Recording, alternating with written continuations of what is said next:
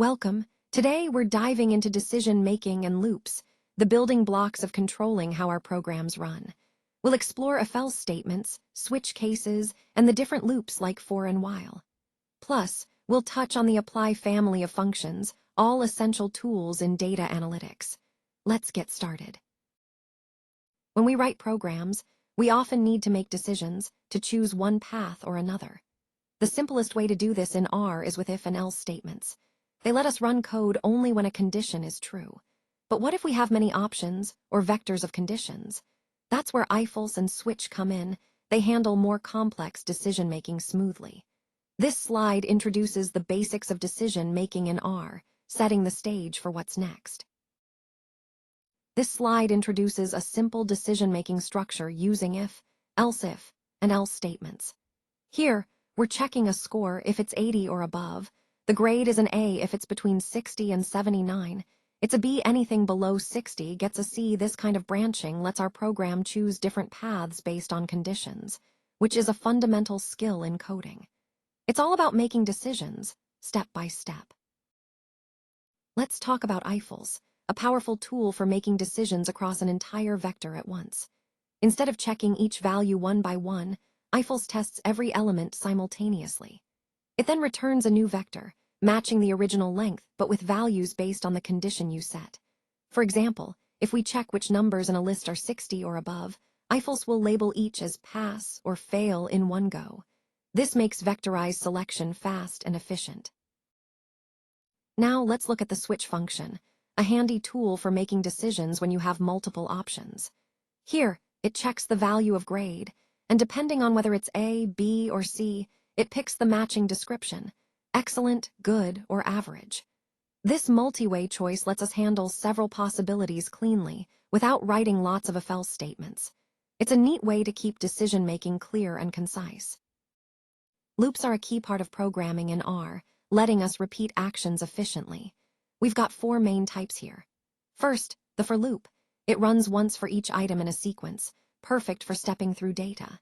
Then there's the while loop, which keeps going as long as a condition stays true. The repeat loop is a bit different. It runs forever until we explicitly break out. And finally, break and next let us exit a loop early or skip to the next iteration. Together, these tools give us powerful control over repetition.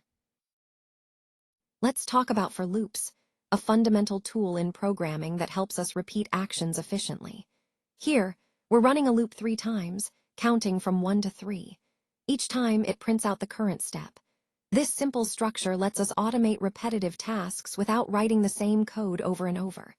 In this unit, we're diving into decision-making and loops, the building blocks for creating dynamic, responsive programs. Let's take a closer look at loops, a fundamental concept in programming. Here, we see a simple while loop that counts from 1 to 3, printing each number as it goes. The loop keeps running as long as the condition is true.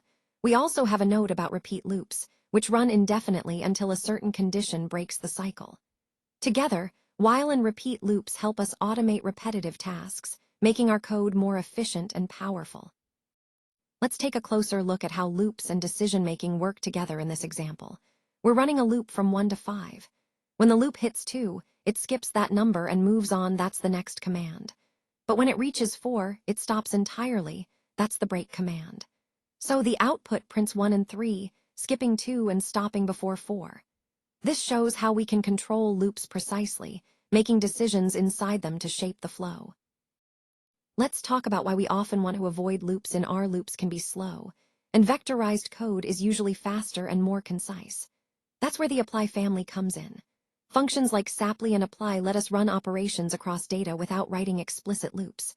For example, sapply can square numbers in a neat, compact way. Apply can sum rows or columns in a matrix quickly. When we prefer vectorization, these functions help us write cleaner, more efficient code. That wraps up what we've covered in Unit 6. We've explored control flow in R, from if, and else statements, to vectorized functions like if-else and switch.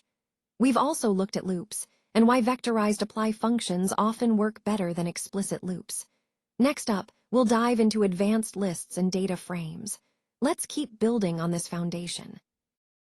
This video was created with SlideSpeak.